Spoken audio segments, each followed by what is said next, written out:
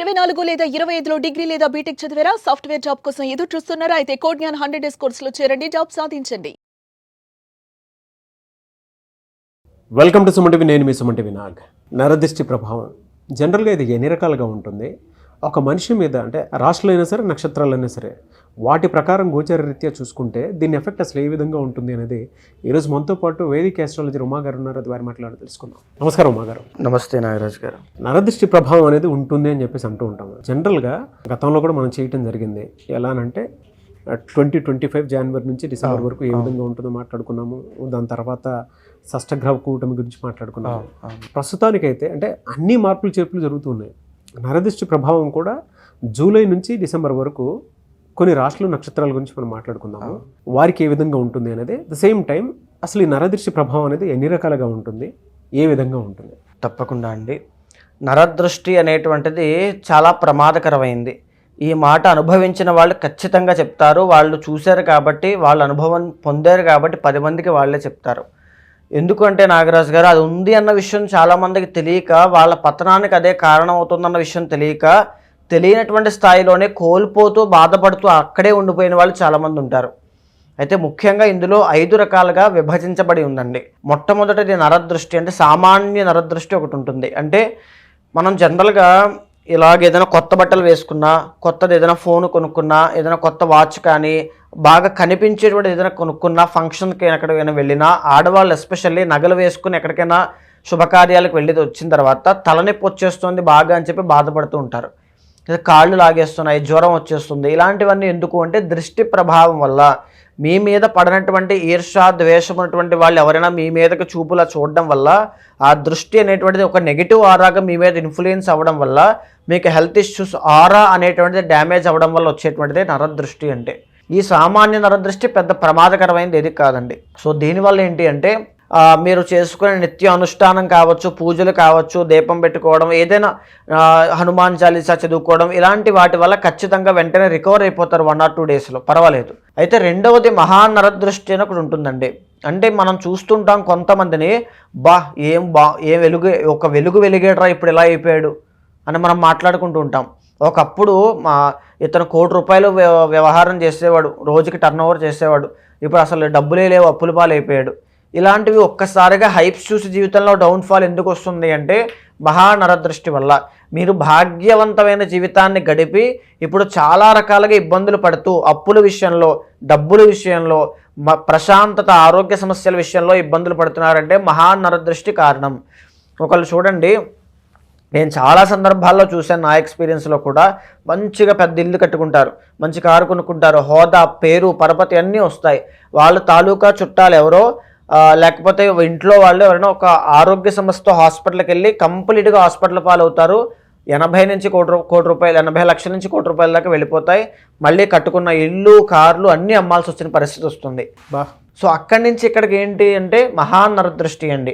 కట్టుకున్న ఇల్లు నిర్మాణాల మధ్యలో ఆగిపోవడం, శుభకార్యాల మధ్యలో ఆగిపోవడం, ఎంగేజ్మెంట్ వరకు వచ్చి ఆగిపోవడం, ఇలాంటివన్నీ కూడా అకాల మరణాలు, యాక్సిడెంట్స్లు. కొన్ని సందర్భాల్లో అయితే అసలు ఏ సమస్య ఉంది, ఏ ఆరోగ్య సమస్య ఉందో కూడా తెలియక హాస్పిటల్కి లక్షల రూపాయలు డబ్బులు ఖర్చు పెట్టాల్సిన పరిస్థితులు వస్తాయి.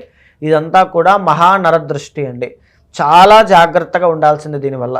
అయితే మూడవది ఉంటుందండి, సంభోగ దృష్టి అంటాము. అంటే ఎవరైతే దంపతులు, భార్యాభర్తలు కావచ్చు, ఎవరైనా నూతనంగా పెళ్ళైన వాళ్ళు కావచ్చు, ఎవరైనా సరే వాళ్ళిద్దరి మధ్యలో మూడో వ్యక్తి యొక్క ఇన్ఫ్లుయెన్స్ కానీ, దృష్టి కానీ పడింది అంటే సంభోగ దృష్టిగా దాన్ని మనం పేర్కొంటాము. సో అది ఏంటి అంటే ఇద్దరి మధ్యలో విభేదాలకి, ప్రేమానురాగాలు తగ్గడము, అభిప్రాయ భేదాలు రావడం, ఈగో డామినెంట్ ఇష్యూస్ అనేటువంటివి పెరగడం. ఇద్దరు ఎవరూ లేనప్పుడు బాగానే ఉంటారు. మూడో వ్యక్తి వచ్చిన తర్వాత, వాళ్ళతో మాట్లాడడం స్టార్ట్ చేసిన తర్వాత, వాళ్ళు ఇంట్లో ఉండడం స్టార్ట్ చేసిన తర్వాతనో తెలియనటువంటి ఇద్దరి మధ్యలో అహంకారం, ఈగో అనేది పెరుగుతుంది. నువ్వా నేనా అనేటువంటి పోరు, డామినెంట్ ఇష్యూస్ పెరుగుతాయి. ఖచ్చితంగా అక్కడి నుంచి అక్రమ సంబంధాలకు దారితీయడం, ఆఖరికి ఒకరినొకరు చంపుకునే పరిస్థితికి కూడా వెళ్తారు. మనం చూస్తున్నాం కూడా. సంభోగ దృష్టి అండి, చాలామంది ఫేస్ చేస్తుంటారు. అయితే 4వది నాగరాజు గారు, సంతాన దృష్టి అని ఒకటి ఉంటుంది. మీ పిల్లలు ఒకప్పటి వరకు బాగా చదివి అద్భుతంగా మంచి పేరు తెచ్చుకుని స్పోర్ట్స్లో బాగా రాణించి, స్కూల్లో, కాలేజీలో క్లాస్ ఫస్ట్ వచ్చి, ఇప్పుడు చెడు సహవాస దోషాలు పట్టి జాబ్ లేక, బిజినెస్ లేక, ఖాళీగా ఉంటూ వ్యసనాలకు అలవాటై జూదానికి అలవాటై డబ్బులన్నీ కోల్పోతున్నారంటే కారణం ఏంటి అంటే సంతాన దృష్టి. ఇది చెడు సహవాస దోషానికి దారితీయచ్చు. కొంతమంది ప్రెగ్నెంట్ ఉమెన్కి కూడా కన్సీవ్ అయిన తర్వాత సంతాన దృష్టి పడితే మిస్క్యారీస్ అయిపోతాయండి, గర్భం పోతుంది. అందుకే ప్రెగ్నెంట్ ఉమెన్ ఎక్కడ పడితే అక్కడికి తిప్పరు, ఎక్స్పోజ్ అవ్వనివ్వరు ఎనీథింగ్. దేంట్లో చిన్నపిల్లలకు కూడా నల్ల కాటుకు బొట్టు పెడుతూ ఉంటారు, ఎందుకంటే దృష్టి ప్రభావం పడకుండా. సంతాన దృష్టి అనేటువంటిది పడింది అంటే చిన్న వయసులోనే వాళ్ళకి ప్రమాదాలు కావచ్చు, ఆరోగ్య సమస్యలు కావచ్చు, ఏదైనా సోకే అవకాశం ఉంటుంది. సో అందుకే ఏది కూడా మూఢనమ్మకం కాదండి, ఇదంతా కూడా సైంటిఫిక్గా ప్రూవ్ అయింది. ఆ దృష్టి, ఆ విజన్ అనేటువంటిది అంత శక్తివంతమైంది కాబట్టి. తరువాత ఆఖరిది సూక్ష్మ నరదృష్టి అని ఉంటుంది నాగరాజు గారు. మన చుట్టూనే, మన చుట్టుపక్కల, మన కుటుంబ సభ్యులో, మన రిలేటివ్సో, మన శ్రేయోభిలాషలో ఎవరైనా సరే అందులో ఉన్నటువంటి వాళ్ళు మన మంచి కోరుకుంటున్నట్టుగా కోరుకుంటూనే మనల్ని ఎదగనివ్వకుండా కావాలని చెప్పి మనల్ని పోక్ చేస్తూ ఉంటారు. ఎలాగంటే నువ్వు వెళ్ళకు, ఓడిపోతావు, నువ్వు చెయ్యకు, అక్కడ పడిపోతావు, అప్పులు పాలైపోతావు, లేకపోతే నష్టపోతావు, ఒక్కడే ఉన్నావు, ఎందుకు, అవసరమా అంటే ఇలాంటివన్నీ మనల్ని భయకంపితులను చేసి మనం చేయాల్సిన పనిని కానీ చేరుకోవాల్సిన గమ్యాన్ని కానీ చేరుకోకుండా ఏదో తెలియని ఒక భయాన్ని ఇంజెక్ట్ చేస్తూ ఉంటారు. అది మనం అనుకుంటాము, ఓకే మన మంచి కోసం చెప్తున్నారు కదా అనుకుంటాం, మన కుటుంబ సభ్యులే కదా, మన మంచే కదా అనుకుంటాం. కానీ మంచికి, వీళ్ళు చెప్పే మంచికి చాలా తేడా ఉంటుంది. అది గుర్తించేసరికి చాలామంది నష్టపోతూ ఉంటారు. దీన్ని గుర్తించడం కూడా చాలా కష్టం అండి. చుట్టుపక్కనే ఉంటుంది కాబట్టి ఇదంతా కూడా, ఆరా అంతా కూడా చుట్టుపక్కనే ఉంటారు. వాళ్ళకి ఏ పని చేయాలన్నా వీళ్ళు కావాలి, కానీ వాళ్ళే వీళ్ళకి శత్రువులు అన్న విషయం వీళ్ళకి తెలియదు.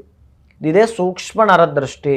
సో ఈ యొక్క 5 దృష్టి ప్రభావంలో దేంట్లో చిక్కుకున్నా వారు గోచారంలో కావచ్చు, పర్సనల్ చార్ట్లో కావచ్చు, నడిచేటువంటి దశ అంతర్దశలు. ఇక్కడ దశ అంతర్దశలు గోచారానికి సంబంధం ఏమిటి అంటే, మీ జాతకంలో ఇప్పుడు గురుబలం చాలా బాగుంది, ఎక్స్ట్రాడినరీగా ఉంది అనుకోండి, మీ ఎనర్జీ కావచ్చు, మీ ఆరా కావచ్చు, మీరు పనిచేసే విధానం కావచ్చు, అన్నీ కూడా టాప్ లెవెల్లో ఉంటాయి. మిమ్మల్ని ఎవరూ డిస్టర్బ్ చేయలేరు కూడా.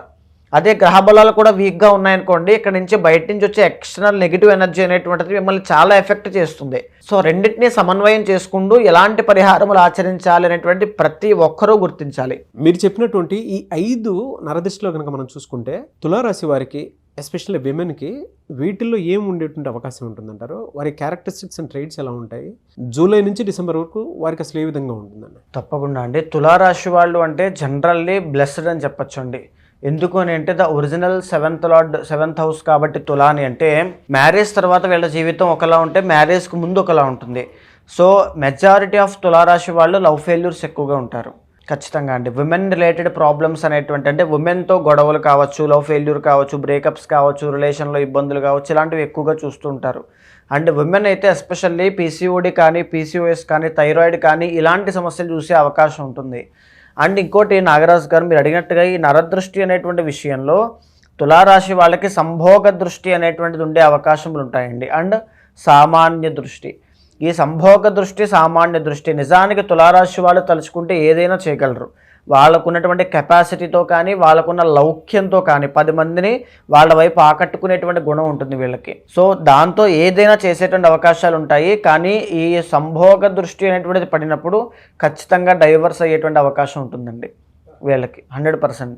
చేసుకోవడం కూడా పెళ్ళయ్యే సందర్భంలో కూడా గొడవలు కానీ, తగాదాలు కానీ, కొంచెం రిస్క్ చేసుకున్నాను అనేటువంటి భావన కలుగుతుంది. అండ్ పెళ్లి చేసుకున్న తర్వాత ఒకవేళ సంభోగ దృష్టి ఉంటే కనుక చాలా ఇబ్బందులు పడతారు. మీ మెరిటల్ లైఫ్లో తులారాశి వాళ్ళు ఎవరు చూస్తున్నా మీకు మెరిటల్ లైఫ్లో ఇబ్బందులు అనేటువంటి ఎక్కువ అవుతున్నాయి అనేటువంటి విషయం అయితే ఖచ్చితంగా సంభోగ దృష్టి అనేటువంటిది ఉందో లేదో చూసుకోండి. అది ఎలా ఉంటుంది అనేటువంటిది నేను చాలా సందర్భాల్లో చెప్పాను, ఇంకా డీటెయిల్డ్గా కూడా.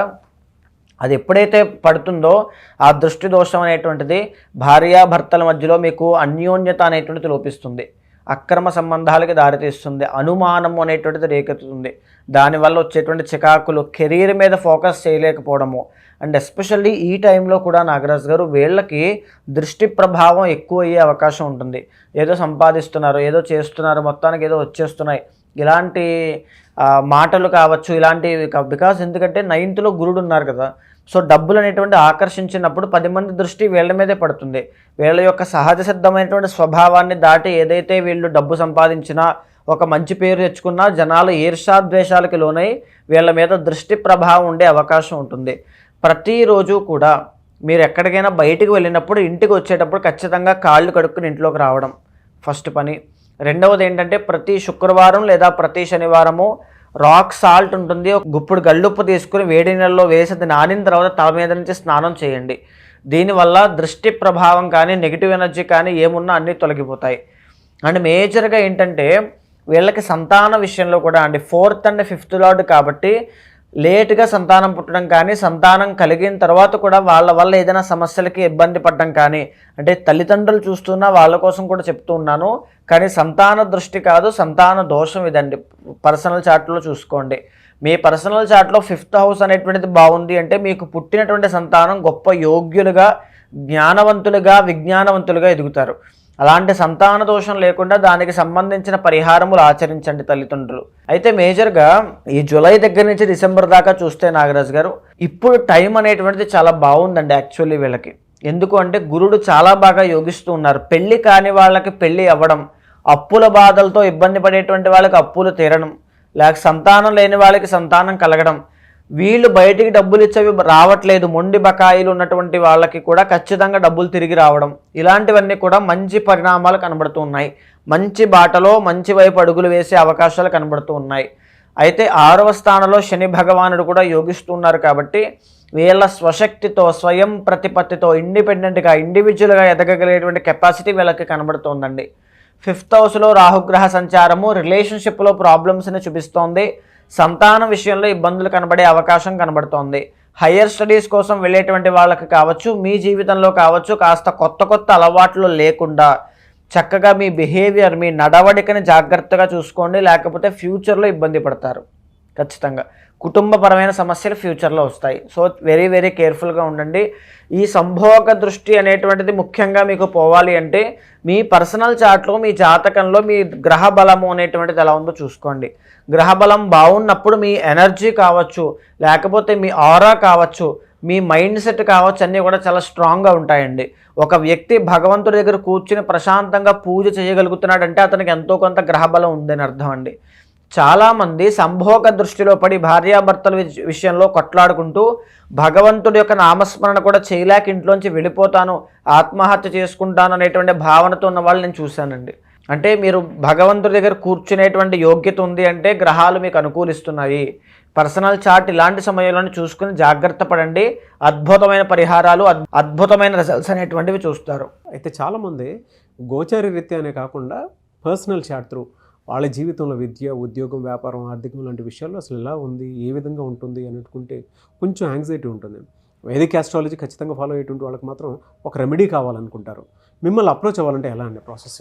తప్పకుండా నాగరాజు గారు, ఇక్కడ మనం మాట్లాడుకునేటువంటి అంశాలన్నీ కూడా గోచారానికి సంబంధించి ధర్మపరమైన విషయాలు మనం చెప్పుకుంటున్నాం. కానీ పర్సనల్ చార్ట్ అనేటువంటి విషయంలో వాళ్ళు ఎలాంటి సమయాల్లో ఇబ్బంది పడతారు, వాళ్ళకి ఎప్పుడు శుభం జరుగుతుంది.